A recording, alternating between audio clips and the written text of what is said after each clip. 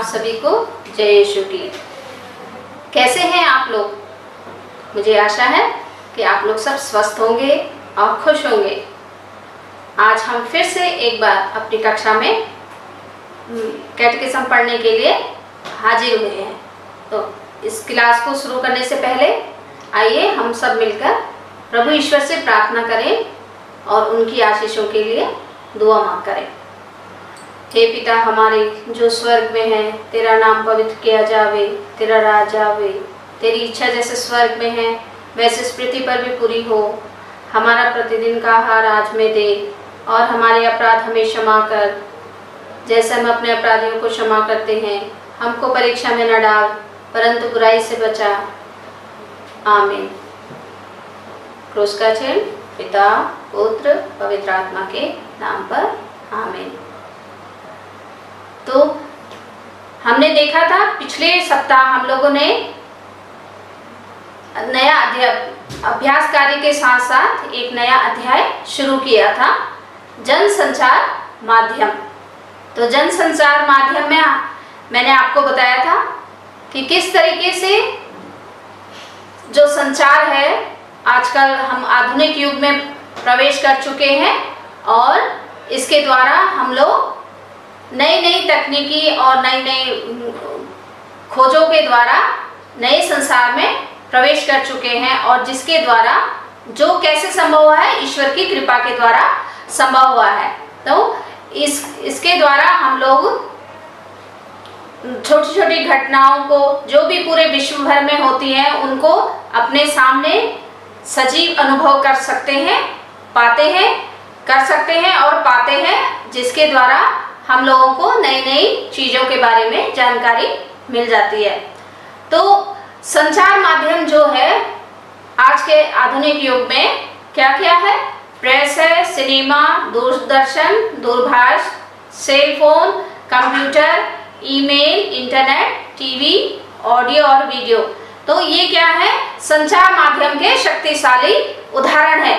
इन माध्यमों के द्वारा हम लोग क्या करते हैं, एक छोर जो विश्व में दूसरे कोने से जो घटना होती है वो हम तक सीधे पहुंच जाती है और हमें इसकी जानकारी मिल जाती है और हम लोग इसका सजीव वर्णन कर सकते हैं और उसका अनुभव भी कर सकते हैं। तो संचार माध्यम के मुख्य कार्य हैं, पहला शिक्षा, दूसरा जानकारी, तीसरा मनोरंजन। और मैंने आपको बताया था संचार माध्यम के क्या क्या प्रभाव हैं और उनसे हमें क्या लाभ और क्या हानि है। फिर आज हम लोग आगे देखेंगे इसी अध्याय में कि संचार माध्यम और आप कैसे, अभी तक हमने देखा था कि संचार माध्यम के क्या क्या उदाहरण है। आज हम देखेंगे कि संचार माध्यम और आप में हम क्या क्या देखते हैं। तो संचार माध्यम के क्या सबसे महत्वपूर्ण है? प्रेस है, रेडियो है, टेलीविजन और इंटरनेट। ये सब क्या है? संचार माध्यम के साधन है। तो सबसे पहले हम इसमें देखेंगे कि प्रेस जो है संचार माध्यमों में क्या क्या है। तो प्रेस के अंतर्गत हम देखते हैं दैनिक समाचार पत्र, सामाजिक, साप्ताहिक, मासिक, वार्षिक पत्रिकाएं होती है, पुस्तकें होती हैं और पर्चे होते हैं। ये सब क्या है? प्रेस मीडिया के विभिन्न प्रकार हैं। ये समाचार अत्यधिक शक्तिशाली माध्यम है। प्रेस, रेडियो, दैनिक समाचार पत्र, ये सब है संचार मीडिया के, प्रेस मीडिया के विभिन्न प्रकार हैं। इसके द्वारा क्या होता है, हमें हमारे समक्ष ये दुनिया के दूसरा ही रूप प्रस्तुत करते हैं। जैसे रचनाओं के द्वारा, आलेखों के द्वारा ये हमारे सामने एक नया संसार प्रस्तुत करते हैं और इनकी और आवश्यकता पड़ने पर हम क्या करते हैं, इनकी सहायता बार बार ले सकते हैं। तो हमें केवल क्या करना है, केवल अच्छी पत्रिकाओं को पढ़ना चाहिए जिनसे हमारा नैतिक मूल्य बरकरार रह सके। और इनमें प्रेस में हम लोग कविता, निबंध अथवा लेख लिखकर भी विभिन्न पत्रिकाओं में भेज सकते हैं और जिसके द्वारा हम अपने लेखन, कला, कौशल और प्रतियोगिता आदि को बढ़ावा दे सकते हैं। दूसरा है संचार माध्यम का दूसरा माध्यम है रेडियो। तो आज हमारे देश में क्या है, सबसे ज्यादा प्रचलित संचार माध्यमों में रेडियो एक सशक्त माध्यम है, क्योंकि क्या होता है, इसे शिक्षित ही नहीं वरन अशिक्षित जनता भी सुनती है, और क्योंकि यह संचार का सबसे सस्ता माध्यम होता है और कम से कम मूल्य में अधिक से अधिक लोग इससे लाभान्वित होते हैं। हमें रेडियो में दी गई जानकारी, समाचार देश विदेश से संबंधित प्राप्त होती है और हमें अच्छे से कार्यक्रम को हमें इनसे अनेक जानकारियां प्राप्त होती है, इसीलिए हमें इनके जो भी कार्यक्रम आते हैं उनको अच्छे से सुनना चाहिए। तीसरा माध्यम है हमारा टेलीविजन। टीवी जो है मनोरंजन के क्षेत्र में एक लोकप्रिय साधन है, जिसमें व्यक्ति घर बैठे ज्ञान, विज्ञान, शिक्षा एवं मनोरंजन को प्राप्त कर लेता है। पहले लोग क्या करते थे, सिनेमा हॉल जाया करते थे, मनोरंजन के लिए सिनेमा हॉल जाया करते थे, और लेकिन आज क्या है, घर बैठे टीवी में दिन भर कभी भी देखे जा सकते हैं। हम लोग कोई भी कार्यक्रम है हमारे मनपसंद है उनको हम घर बैठे देख सकते हैं, और दिन भर घर में बैठ के टीवी अपने मनपसंद कार्यक्रम देखने से क्या होता है, हमारी दिनचर्या भी प्राप्त होती है। जो सिनेमा है, फिल्में हैं, अच्छे मूल्यों, विचारों को जन जन तक पहुंचाने में बहुत ही उत्तम साधन है। फिर भी यह उन लोगों के लिए, विशेषकर युवाओं के लिए हानिप्रद हो सकता है, जैसे उनके अध्ययन में बाधा होती है, क्योंकि ज्यादातर समय वो टीवी में अपने कार्यक्रम देखता रहता है, तो जिससे कि उसके अध्ययन में बाधा होती है। फिर दिन भर उन कार्यक्रमों को देखने से उसकी सोच भी प्रभावित होती है, और उसके कार्य में क्या होता है, हिंसक प्रवृत्ति। अगर सपोज वो अच्छे कार्यक्रम देखता है तो उसकी सोच अच्छी होगी, अगर वो हिंसक कार्यक्रम देखता है तो उसमें क्या होगा, हिंसक प्रवृत्ति, या उसके धीरे धीरे उसकी हिंसक प्रवृत्ति में बदलाव आएगा। फिर धार्मिक कट्टरता के भी शिकार हो सकते हैं। हम अनेक कार्यक्रम चलते हैं, उसमें हम लोग धार्मिक कार्यक्रम भी दिखाए जाते हैं, जिससे कि हम धार्मिक कट्टरता के भी शिकार हो सकते हैं। फिर बुरी आदतें, टीवी दिन भर देख के अध्ययन में न रुचि लेकर हमारी कई बुरी आदतें बढ़ जाती हैं, और हम लोग टीवी देख के अच्छे कार्यक्रम ना देखकर क्या होते हैं, अपने लक्ष्य से दूर भटक जाते हैं। जो हमारे जिंदगी का, हमारे जीवन का लक्ष्य है, उससे दूर भटक जाते हैं। इन सब का क्या कारण है, कैसे, क्यों भटक जाते हैं? क्योंकि हमने देखा है सौंदर्य के नाम पर कई बार अश्लील साहित्य प्रदर्शित किया जाता है, जिसके द्वारा उसी को लोग सही समझने लगते हैं। और क्रांति एवं जागृति के नाम पे कई हम कार्यक्रम ऐसे होते हैं जिनके द्वारा जाति, वर्ग, धर्म, भाषा में क्या होता है, कट्टरतापन को बढ़ावा मिलता है। और तो हमें क्या करना है, फिल्मी समीक्षा है।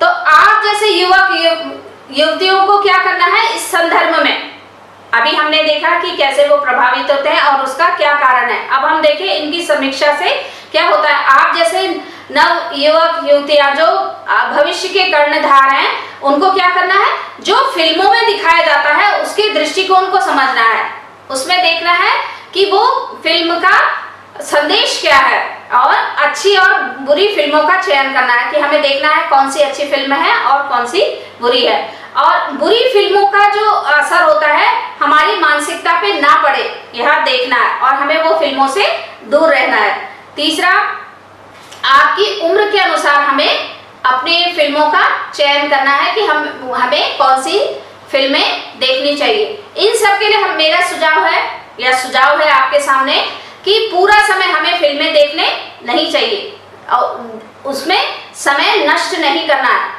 फिल्मों में जो कुछ दिखाया जाता है हमें समझना है कि वो वास्तविकता से कितनी दूर है।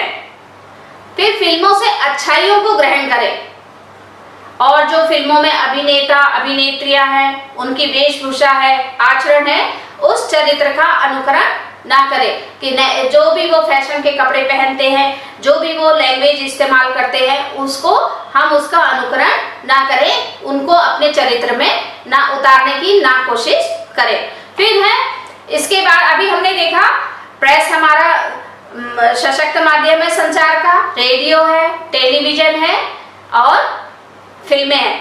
अब है इंटरनेट। अब आते हैं हम लोग इंटरनेट में। तो वर्तमान युग क्या है?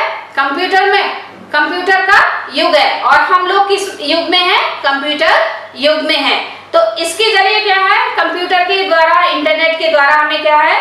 घटनाएं, दृश्य, समाचार, वैज्ञानिक जानकारियां का आदान प्रदान पल में हो जाता है, यानी कि तुरंत हम लोगों को 1 सेकंड नहीं लगता है, इन सब की जानकारी हम लोगों को मिल जाती है। जैसे मैंने शुरू में बताया था, मदर टेरेसा को धन्य घोषित किया, कहाँ किया? संत पापा ने रोम में। और हमने कहाँ देखा? वो अपने घर में टीवी में बैठकर सामने देखा। तो कितनी दूर रोम है और सोचिए, और हमारा घर है, और हमने वो घटना हमें सेकंडों में हमें प्राप्त हुई। तो इंटरनेट युग में ये घटनाएं हम लोगों को पल भर में प्राप्त हो जाती हैं। और इंटरनेट के द्वारा हम लोगों को शिक्षा की भी जानकारी मिलती है, जिससे नई नई चीजों के बारे में हमें जानकारी मिलती है, जिससे कि हम जो समाज की प्रकृति में और बहुत आगे हम लोगों की सहायता करता है। और ये इसका प्रयोग करने से शिक्षा माध्यम में यह बहुत अनिवार्य हो गया है। और इंटरनेट का हमको सही तरीके से प्रयोग करने के सुझाव है कि हमें नित्य नवीन खोजें पता चलती है, जिसमें तत्कालीन समाचार मिलते हैं, ऐतिहासिक घटनाएं मिलती हैं, शोध निबंधों की जानकारी मिलती है, ज्ञानवर्धन सामग्रियां मिलती है, वैज्ञानिक विचारों को जानने का मौका मिलता है और पवित्र बाइबल संबंधी व्याख्याएं भी हमको इसमें मिल सकती है। इंटरनेट के प्रयोग के द्वारा हम ये घटनाएं जान सकते हैं, इनको तुरंत हम प्राप्त कर सकते हैं। तो लेकिन क्या है, इसके भी 2 पहलू हैं। इंटरनेट से हमें इतनी जानकारियां तुरंत मिलती है, लेकिन इसका दूसरा पहलू भी है कि इंटरनेट में अत्यधिक व्यस्त रहने से बाहरी दुनिया से क्या होता है, लोगों का हमारा संपर्क कम होता चला जाता है और लोगों में आपसी दूरियां बढ़ने लगती है। और क्योंकि वो दिन रात इंटरनेट में व्यस्त रहेगा तो लोगों से संपर्क कम होगा। लोगों से संपर्क कम होने से क्या होगा, उनमें दूरियां बढ़ेगी, शारीरिक भी और मनोवैज्ञानिक भी। और मनोवैज्ञानिक क्या होगा, संपर्क नहीं होगा तो वो जब लोगों के संपर्क में नहीं आएगा तो जो भी वो देखता है उसमें विकार, मनोवैज्ञानिक विकार उत्पन्न हो जाएंगे, जिससे कि हमको बहुत सावधान रहने की जरूरत है। फिर ईश्वर ने मनुष्य को की सृष्टि की है, कैसे की है? उसको सृजनात्मक क्षमताएं प्रदान की है, प्रज्ञा प्रदान की है, जिसका उपयोग करते हुए मनुष्य क्या करता है, संचार माध्यमों का आविष्कार करता है और नई नई खोज करता है, और वो जो हमारी अभिव्यक्ति का माध्यम है। तो लेकिन मानव द्वारा की गई इन सब खोजों और प्रमाणों की खोज होने से क्या, इन सब प्रयोग होने से पहले क्या था, यीशु ने स्वयं को एक संप्रेषक के रूप में साबित कर दिया था। मनुष्य ने खोजें की, अपने प्रज्ञा का इस्तेमाल किया और उससे अनेक खोजें की और लोगों के सामने रखा, लेकिन इन सब से पहले प्रभु यीशु ने क्या किया, स्वयं को एक संरक्षक के रूप में हम लोगों के सामने प्रस्तुत किया। क्योंकि प्रभु यीशु जो है सर्वश्रेष्ठ संचार संप्रेषक है। प्रभु यीशु संसार में आए ताकि ईश्वर और मानव के बीच की दूरी को मिटा सके और हम सबको ईश्वरीय प्रेम का संदेश सुनाया। उस संदेश में क्या थी, उन्होंने प्रतीकों के द्वारा, चिन्हों के द्वारा, घटनाओं के द्वारा, दृष्टांतों के द्वारा और अनुभव के द्वारा क्या किया, जन साधारण तक पहुंचने के लिए इन सब प्रतीकों का उपयोग किया और जिसके द्वारा वो क्या हुए, साधारण मनुष्य तक भी वे अपने सुसमाचारों द्वारा लोगों तक पहुंचा सके और लोगों तक पहुंचा। यूहन्ना के सुसमाचार 8वें अध्याय की 29वीं लाइन में देखते हैं, जिसने मुझे भेजा है वह मेरे साथ है, उसने मुझे अकेला नहीं छोड़ा, क्योंकि मैं सदा वही करता हूँ जो उसे अच्छा लगता है। फिर है तिमोथी के नाम पत्र में है, देखिए 2 अध्याय की 3 से लेके 6 लाइन तक। यह उचित भी है और हमारे मुक्तिदाता ईश्वर को प्रिय भी, क्योंकि वह चाहता है कि सभी मनुष्य मुक्ति प्राप्त करें और सत्य को जानें, क्योंकि केवल एक ही ईश्वर है और ईश्वर तथा मनुष्यों के केवल एक ही मध्यस्थ हैं, अर्थात प्रभु यीशु, जो स्वयं मनुष्य हैं और जिन्होंने सबके उद्धार के लिए अपने को अर्पित किया। उन्होंने उपयुक्त समय पर इसके संबंध में अपना साक्ष्य दिया। तो देख बच्चों, आपने देखा कि यीशु ने अपने जीवन के द्वारा हम लोगों के सामने एक साक्ष्य दिया। ईश्वरीय प्रेम को जन जन पहुंचाने के लिए यीशु ने क्या किया? स्वयं को क्रूस पर हम सब के लिए समर्पित कर दिया और उनकी मृत्यु के द्वारा हम सब मानव जाति के लिए ईश्वर का एक सर्वोत्तम संचार का माध्यम बन गए। प्रभु यीशु ने अपने दुख भोग द्वारा अपने मुक्ति का हमें मुक्तिदायी जीवन प्रदान किया और हम लोगों के समक्ष एक उदाहरण दिया। किसका? त्याग का और ईश्वरीय प्रेम का एक नमूना हम लोगों के सामने, एक आदर्श हमारे लिए प्रस्तुत किया, अपना सर्वस्व निछावर करके। इसलिए प्रभु यीशु क्या है? सबसे सर्वश्रेष्ठ संचार संप्रेषक है हम लोगों के लिए। फिर अब ये तो हमने देखा, अभी तक हमने देखा कि संचार माध्यम के क्या क्या पहलू है। प्रभु यीशु सबसे ज्यादा, सबसे सर्वश्रेष्ठ संचार संप्रेषक है, तो उन्होंने हमारे लिए मृत्यु ग्रहण की। लेकिन कलीसिया हमें क्या बताती है?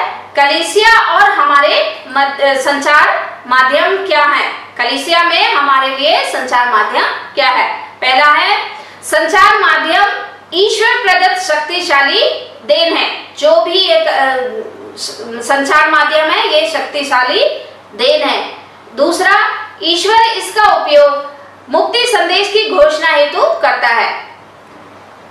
तीसरा, कलीसिया ने इसे स्पष्ट अनुभव किया है कि हमें किस तरीके से संचार माध्यमों का उपयोग करना है और संचार माध्यमों को के द्वारा निर्माता जो है और उपभोक्ता जो है उनके लिए नियम बनाए हैं, उनके लिए सुझाव दिए हैं कि वो निर्देश दिए हैं कि वो किस तरीके से इनका निर्माण करें। जैसे सत्य एवं उत्तमता के मूल्यों का प्रसारण करें। जो भी वो अपने प्रेषित करते हैं वो सत्य होने चाहिए और उनका उत्तम होने चाहिए, उनका मूल्यों का प्रसारण होना चाहिए, सत्य और उत्तम मूल्यों का प्रसारण होना चाहिए। और बिना छल कपट के जनता को वास्तविक विचार प्रस्तुत करें। जो भी आप उसमें दिखाते हैं, देखते हैं, वो क्या होना चाहिए? बिना छल कपट के होना चाहिए। तीसरा, संचार माध्यमों की सही उपयोग हेतु कलीसिया के निर्देशों का पालन करें। जो कलीसिया हमें सिखाती है, जो निर्देश देती है, उसको हमें सही तरीके से उसका पालन करना चाहिए। और उपभोक्ताओं के लिए क्या है? उपभोक्ताओं के लिए विशेषकर युवा वर्ग, आप जो युवा वर्ग है, युवा पीढ़ी है, तो आप लोगों को क्या करना है? पर्याप्त विवेक और आत्म संयम से काम लेना है, अपने संयम को नहीं खोना है और उचित मूल्यों को स्थापित करना हमने सीखना चाहिए कि क्या सही है और क्या गलत। और हमारे नैतिक जीवन में, हमारे जीवन में जो है नैतिक जीवन और विश्वास को हानिकारक तत्वों से बचना है, उनसे दूर रहना है, ईश राज्य के मूल्यों का समर्थन करना है और प्रकाशन हेतु जो भी हमारे पास जानकारी है उसको तत्पर रहना चाहिए। और जो भी हम देखते, सुनते व पढ़ते हैं उसका विवेचनात्मक विश्लेषण करना चाहिए। अपने विवेक से, अपनी बुद्धि से हम लोगों को सोचना है कि हम जो ये पढ़ रहे हैं, देख सुन रहे हैं, वो सही या गलत, इन सब का हमको जानकारी होना है। द्वितीय वाटिकन महासभा के निर्देशानुसार कलीसिया क्या बताती है? सामाजिक संचार माध्यमों का उपयोग करते हुए हमें सुसमाचार की घोषणा करते रहना है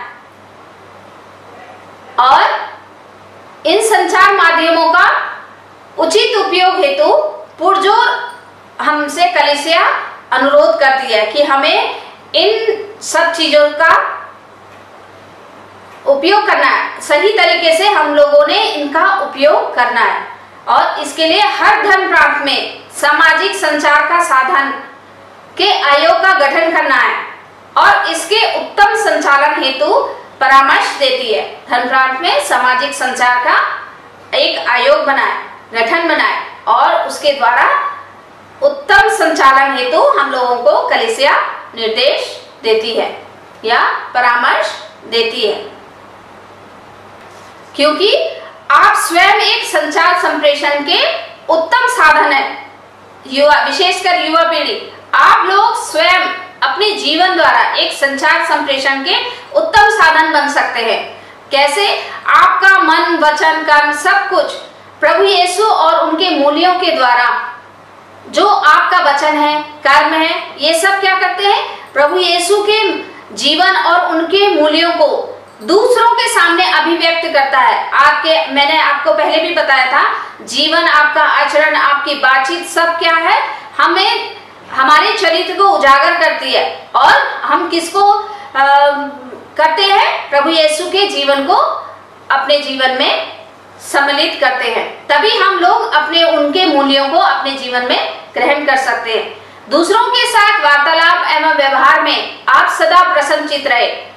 आप लोगों का जीवन जो है वो हमेशा व्यवहार में कुशल होना चाहिए और आपने हमेशा प्रसन्नचित्त रहना चाहिए। जो आपकी भाषा है और आपके जो विचार हैं वो क्या है? आप लोगों को महान बनाते हैं और प्रभावशाली बनाते हैं। कैसे? जब आप दूसरों के साथ शिष्ट वार्तालाप करते हैं और दूसरों के साथ अच्छा व्यवहार करते हैं। तो कलीसिया हमें यही निर्देश देती है और आपके द्वारा संचार संप्रेषण के यही उत्तम उदाहरण है। और अब आते हैं हम लोग अपने अभ्यास कार्य की ओर। अभ्यास कार्य में प्रश्नावली पे, प्रश्नावली है अभ्यास कार्य। पहला है संचार संप्रेषण के माध्यम कौन कौन से हैं, इनके क्या लाभ हैं, इनके हानिकारक प्रभाव क्या है, वे किस प्रकार आप जैसे युवा जनों को प्रभावित करते हैं, फिल्म समीक्षा किस प्रकार करनी चाहिए, प्रभु यीशु सर्वश्रेष्ठ संचार संप्रेषक है, समझाइए, सामाजिक संचार संप्रेषण माध्यम के विषय में कलीसिया की शिक्षा क्या है, सामाजिक संचार के आप स्वयं सर्वश्रेष्ठ माध्यम है, कैसे आप किस प्रकार सामाजिक संचार माध्यमों का उपयोग करेंगे। ये आपके अभ्यास प्रश्न हैं जिसको आपने अभी, मुझे आशा है कि आप लोगों को लेसन पाठ पूरा समझ में आया होगा और इन प्रश्नों के उत्तर भी समझ में आए होंगे कि हम किस तरीके से हम लोग इनका उत्तर लिख सकें। तो आप लोगों से मेरा अनुरोध है कि आप लोग ये पाठ को अच्छे से पढ़िएगा और इन प्रश्न पत्रों को, प्रश्नों के उत्तर ढूंढने के लिए कोशिश कीजिएगा। फिर आपके ज्ञान वर्धन के लिए हम लोगों को यहाँ पर काफी जानकारियां दी गई है, इसको आपने पढ़ना है। फिर इंटरनेट के द्वारा अपने धर्म प्रांत की वेबसाइट खोलकर अपने धर्म प्रांत संबंधी जानकारी प्राप्त करनी है। और वाद विवाद है आपका, जैसे संचार संप्रेषण संस्कृति के विकास का कारण है या विनाश का कारण है, ये आप लोग करिएगा। इसमें ढूंढिएगा कि क्या, किस तरीके से आप कुछ लिख के रखिएगा अपनी कॉपी में कि क्या क्या इसके कारण है या विनाश का कारण है। फिर यहाँ आपकी राय क्या है ये देखिएगा आप लोग। फिर पत्र लेखन है, किसी भी एडिटर को या संचार संपादक को आप लोग पत्र लिखिए कि कैसे उस फिल्म में क्रिस्तीय मूल्यों के विपरीत दिखाए गए हैं, उसका कैसे आप विरोध करें और अब उसको किस तरीके से विरोध के रूप में फिल्म निर्माता को एक पत्र लिखिए। ये सब आप लोग देखिएगा और दूसरे क्लास में मैं आप लोगों को इनके उत्तर बताऊंगी। और मैं आशा करती हूँ कि आज जो भी आपने अध्ययन किया है, जो भी आपने सुना है, जो भी आपने पढ़ा है, आप लोगों को समझ में आया होगा मैं आशा करती हूँ कि आप लोग इसे फिर से पढ़िएगा और दोहराव कीजिएगा इस क्लास का, इस पाठ का, ताकि आप लोगों को अच्छी तरीके से समझ में आ सके। तब तक के लिए मैं फिर से आपसे विदा लेती हूँ। फिर से नई कक्षा में हम लोग आपसे मिलेंगे और इसके विषय में मैं आपको बताऊंगी। जय यीशु की।